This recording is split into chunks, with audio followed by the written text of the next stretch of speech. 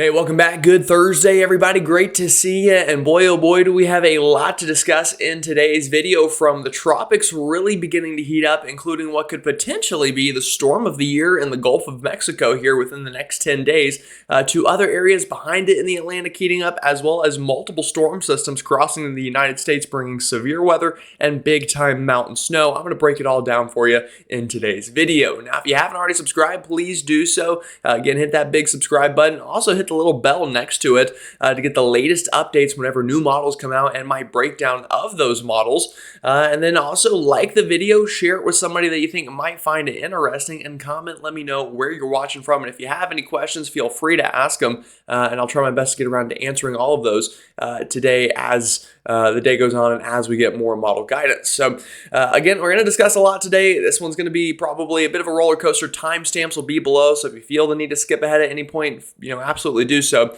because again, we're going to discuss a lot. I'm going to try to keep this within 25 minutes, but we'll see what happens. All right, with that said, let's jump right into it, because again, a lot to discuss. So starting off with satellite imagery, things are looking relatively quiet, you might be thinking right now, and I would agree, but that's going to change pretty quickly here. Now, we do have actually two areas that we're watching out here into the Atlantic. The one on the right are the remnants of Gordon, and the one on the left is a new kind of area of interest that the National Hurricane Center has tagged here for possible development over the next week. Now, the good news with both of these systems is, regardless of future development or redevelopment in the case of Gordon, I don't really think we'll see any impacts to land from either of those storms, which obviously is good news. Now, other than that, we do have a big area of low pressure kind of just continuing to meander around the northeast coastline. That's bringing plenty of showers, storms, and cloud cover, but nothing tropical expected out of that. And again, the impacts from that will mainly just be some rain over the northeast, the mid-Atlantic, and even still on the backside, seeing some rain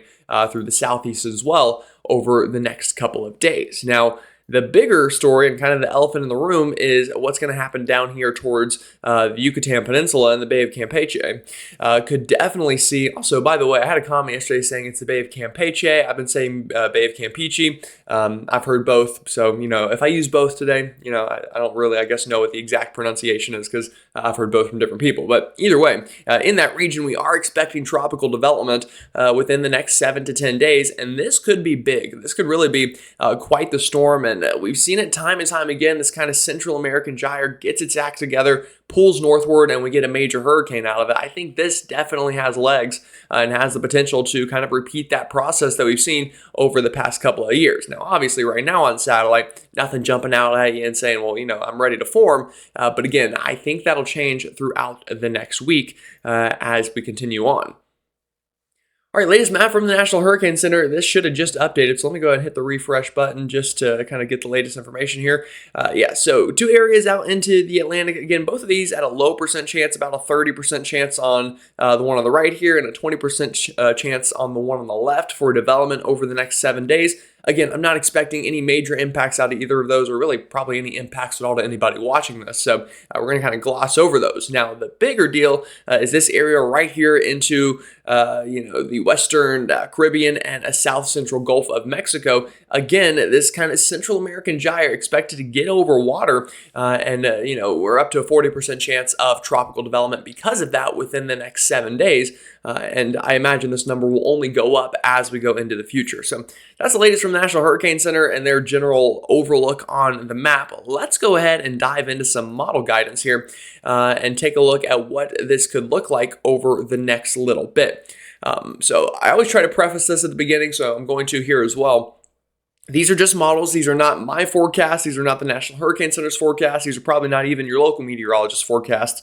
However, they are very important tools and need to be analyzed to kind of create a forecast. So there's two differences between kind of the different forecasters you'll see. You'll see meteorologists, and then you'll see modelologists. Modelologists will just use a model and create a forecast out of that. Meteorologists will look at a model, analyze it, know its faults, know what it's good at, know what it's not good at, know how climatology plays into it, and then make a forecast on all of those factors. And that's what I'm going to try to do here for you, and not just kind of show you a bunch of models and say, this is exactly what's going to happen.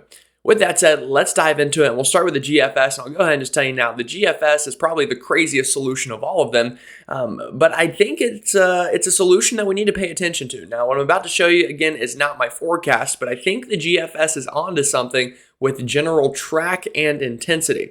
So let's start this off. This is about less than a week from now, actually. This is next Tuesday evening into Wednesday. You'll notice the Central American Gyre getting going here just to the east here of the Yucatan Peninsula over the Caribbean, over these very warm waters, getting its act together. And we've got a tropical storm by next Wednesday evening moving through the Yucatan Peninsula and then eventually up into the western Gulf of Mexico. At this time, the storm then really deepens, gets quite strong, gets to major hurricane status by the time we get into next weekend, continues that strengthening trend, and then about 10 days from now, we've got a big-time major hurricane sitting over the Gulf of Mexico. And then you'll even notice behind it here, here's another storm, which we're going to touch on as well in a little bit. But that's latest GFS, and again, I think it's onto something. Now, one thing that has changed in the models over the last little bit is the timing and track of this thing. Earlier, this week, the GFS kind of formed this, pulled it north quickly into the Florida Panhandle, and then up through the southeast. Now, even 10 days from now, this is still just in the Gulf of Mexico. And I'm going to switch the map very quickly here to our pressure map at the surface. And what I want you to notice is look at how big this storm is. This is something that is, I think, going to be a big storyline with this system and something that's actually quite common with these Central American gyres. We get these, again, big areas of spin in Central America, and they get a low-level circulation, but they keep that kind of large nature to them. Some side effects of that as the storm strengthens is the wind field is larger, so more people feel the strong wind. The storm surge is bigger. Again, the storm's just got more energy due to size here. And then generally also the central pressure is a little bit deeper due to size. But one good thing is it kind of keeps the max wind speeds down just a little.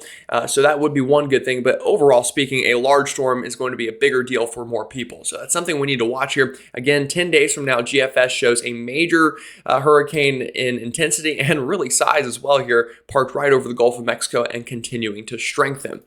All right, next model, the European. European is similar to the GFS, especially in the start here. You'll notice, again, about 5 to 7 days from now, we get this area just off the coast of the Yucatan. It begins to strengthen, it starts to spin, and eventually works its way over the Bay of Campeche, or Bay of Campeche, again, whichever one you want to use. And then we get a tropical storm about a week from now, again, in that region. Now, what happens next in the European is different. It does strengthen the storm, but not nearly as quickly as the GFS, and then also kind of similar to the GFS, now just meanders this in this region. So it's something that the models are starting to agree with a little bit on, but obviously very different in intensity here. And one thing I'll note to you is the European normally underdoes it a little bit, and the GFS normally overdoes it a little bit. Although to the GFS's credit, it's actually been pretty good so far this year on intensity with a couple of storm systems. So credit where credit is due there. Our Euro AI model, again, going to kind of breeze through this because it's more of the same. Similar story, very similar to the GFS. We've got a tropical storm moving over the Yucatan about a week from now, gets into the western Gulf of Mexico, and then much like the European and GFS, kind of just hangs out there for a little bit and maintains strength. And then 10 days from now, again, still just having a storm kind of parked over that same region. So this one could be a marathon forecasting, to be completely honest with you. Another model I'll show you, the Canadian. This is where things diverge a little bit in the model guidance. The Canadian is stuck to its guns. It, one, develops this sooner, and two, pulls it north quicker, and is more in the central Gulf of Mexico. A week from right now, a tropical storm, borderline hurricane, moving towards the Gulf Coast. And then within the next 8-9 days, we've got a landfalling hurricane, borderline major hurricane, into the Florida Panhandle and really right up the central Gulf Coast into the southeast a week from right now.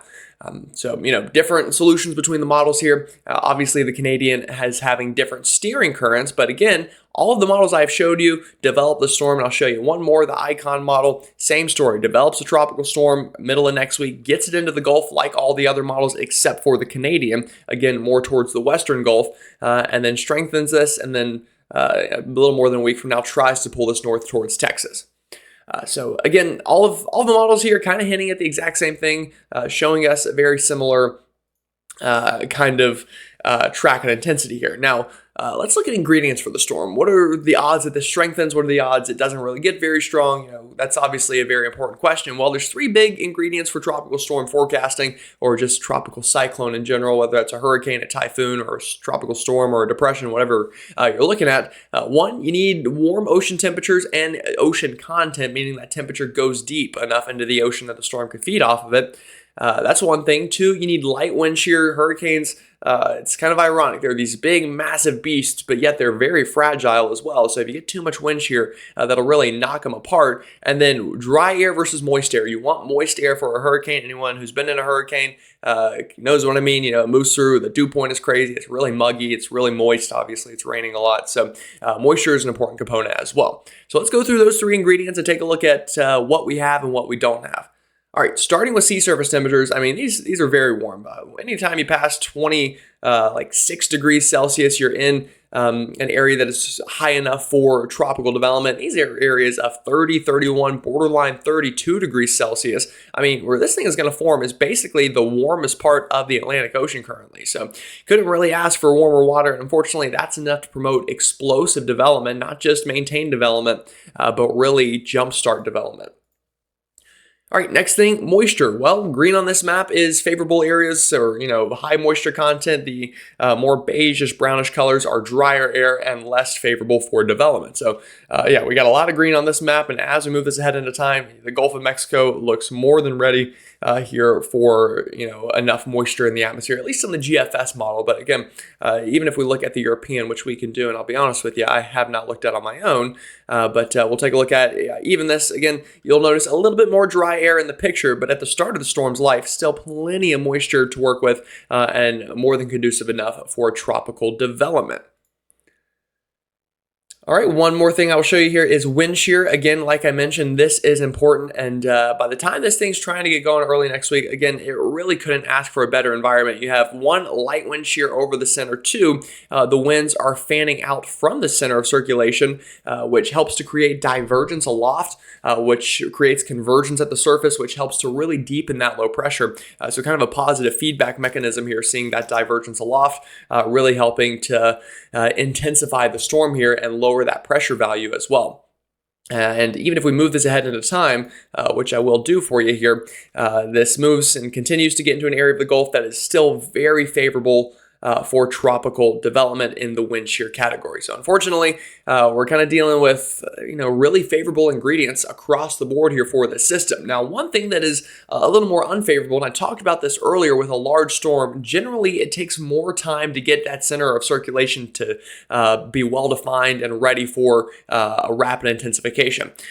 So that is one good limiting factor with a larger storm. I think that will play a little bit of havoc on the timetable here. I don't think this will be something that forms overnight and then the next morning, we have a major hurricane. It will take a little bit of time just due to the size of the system to get its act together. But again, it's going to have time, as we just looked at. It's meandering for days over open ocean.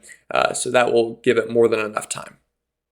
All right, let's take a look at some ensembles. Latest European ensembles. This is uptick from yesterday's video, and you'll notice some of these get this to be quite strong. Now, we kind of have two separate camps here. We have one camp that is much like the operational run, like the Euro AI model run, and then we have another camp which is closer to the Canadian model and what it was showing that kind of just pulls this north a little bit quicker and makes a landfall within the next 10 days over the Gulf Coast or Florida. So again, you're noticing two kind of separate areas here that the ensembles are picking up on, which as forecasters helps us to narrow down the possibilities. And again, I'll give you kind of my personal forecast here in a second when we're done taking a look at all this. The GFS NITS ensemble members, I know there's nothing on the map right now. I did that intentionally. Give me 1 second because we were waiting for a updated timetable here. All right, yeah, because these are the latest 6Z models. These just came out. So the ensembles for the GFS, again, kind of similar to the European. We've got two camps. Some keep this down here into the southwestern Gulf near the Bay of Campeche, and then others pull this north a little bit quicker and get this up near the central Gulf Coast within a 10-day time frame. So, now that we've looked at all of that, let me kind of give you my personal thought process on what I think is going to happen at this moment in time, or at least what I think the most likely scenarios are. And I think a good map to do that is this one right here, the European and its ensemble members. Personally, again, I very much think a storm is going to form, whether that's right here to the west of the Yucatan or into the Bay of Campeche, or maybe even a little bit further north. I think a storm forms. I also think this is going to be a large storm in nature. Remember, I showed you the GFS.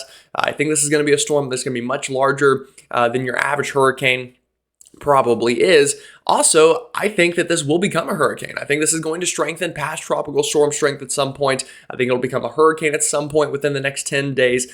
And I think that's a pretty safe bet in my mind.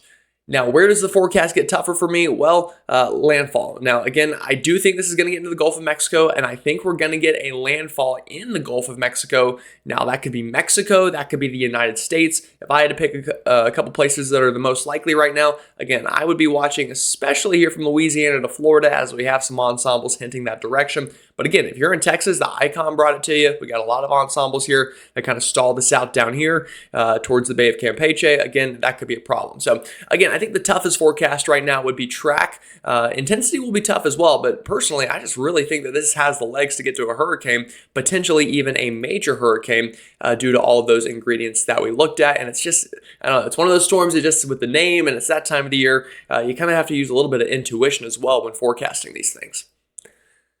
All right, let's talk about the rest of the tropics because unfortunately that's not the only thing we're watching. Again, that would be Helene. We do have the potential for some other names to form here. Again, we do have two areas currently out here in the Atlantic that we're watching. Both of these I'm going to kind of just skim over because, again, not really going to bring impacts to anybody. We do have that system off the northeast coastline, which we'll talk about in a second as well. But something else I'm watching in the long run is look at what happens here on the latest GFS. By the time we get to, again, 10 days from now, the Atlantic really wakes up across the board. Obviously, we have the Gulf system, but we've got a system behind that and another one behind that. So all signs are, at least on some of our models, that the Atlantic may finally get towards that peak season look, if you will, even if it is a little bit later in the year, more towards the end of September, start of October.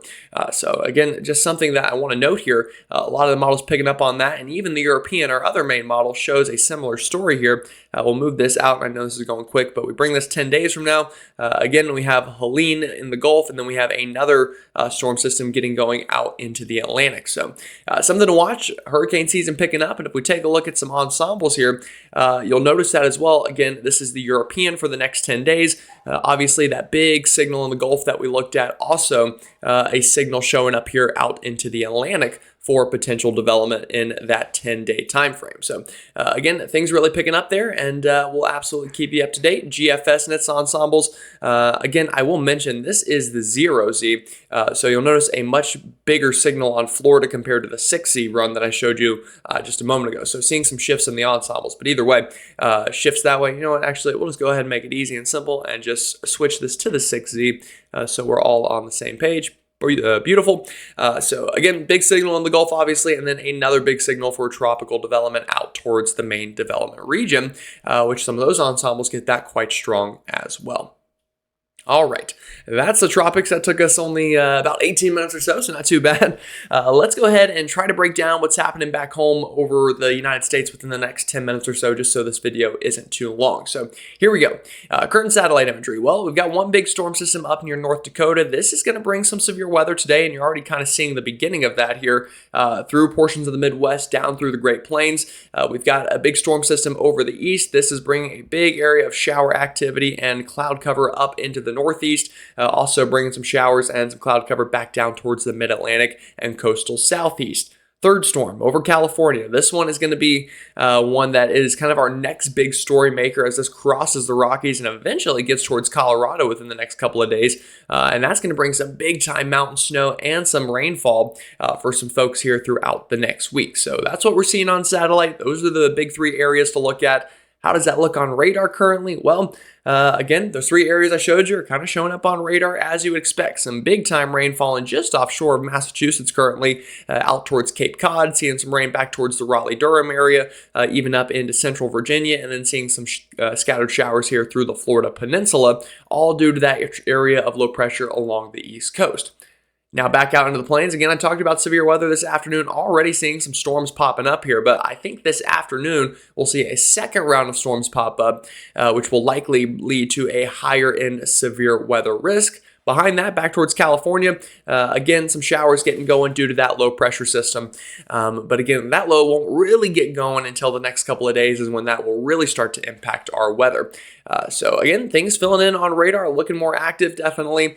Currently on the watches, warnings, and advisory map, not a lot showing up, but definitely we've had some fog this morning out through portions of the east. So again, I'm sure many of you will note that down in the comments. Then out west, we do have winter weather advisories here for portions of the Sierra Nevadas due to that storm system over California, bringing some snowfall and then also some flood watches here through these mountains. Unfortunately, I'm not sure the exact name of this mountain range, but here off towards Bakersfield and near Santa Maria and north of Santa Barbara, this kind of mountain chain here, seeing some flooding risk as well due to that storm threat. But other than that, nothing on the map right now, although I expect that to change this afternoon. Again, we have a severe weather risk, a pretty notable one, a slight risk up from the Canadian border of Minnesota all the way back down through Kansas City, Minneapolis, Des Moines, and even down towards the Tulsa and Oklahoma City area. Could see some strong storms, including the threat of a couple tornadoes. That tornado threat going to be the highest here in the northern range of this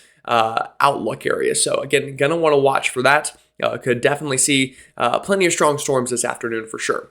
And we'll go ahead and actually dive right into that for you and take a look at that future cast here through the kind of Midwest with this severe weather threat. One thing I will note is, let me back this up a little bit. The model is underdoing this morning convection just a little bit, so we'll see how that affects the forecast. Maybe that limits the potential a little bit this afternoon, but I don't really think it'll tamper it too much because I also think this convection is moving a little bit quicker than the model originally anticipated. So it should balance itself out in the end, but this is when things get interesting. This is this afternoon and evening. About the time the sun is going down again an hour or two before sunset. Look at this line of strong to severe storms, including some supercells developing here into portions of Minnesota, back down towards Iowa and crossing into Wisconsin. Again, tornado threat is going to be the highest with these storms as they work on through. Also, large hail, some strong straight line winds going to be a threat.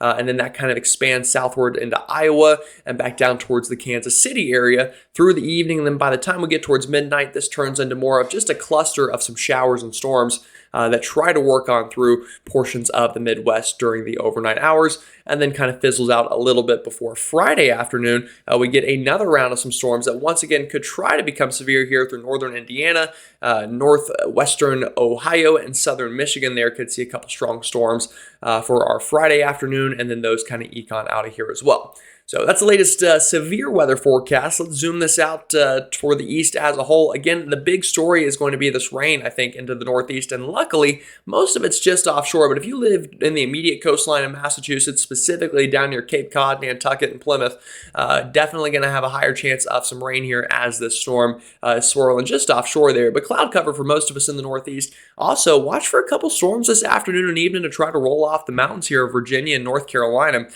This could lead to some strong straight line winds, maybe a little bit of hail and some lightning as well. Those could definitely surprise a couple people, I think, before dying off in the overnight. Scattered showers through Florida today, I think, is a pretty safe bet. And then for our Friday, again, we're really just going to do more of the same again. Nothing too different. I think Friday will probably be a little bit drier in general across the country outside of coastal Massachusetts, Rhode Island, and even potentially portions of Long Island here, at least the tip back out towards don't tell me, what is the name of that area?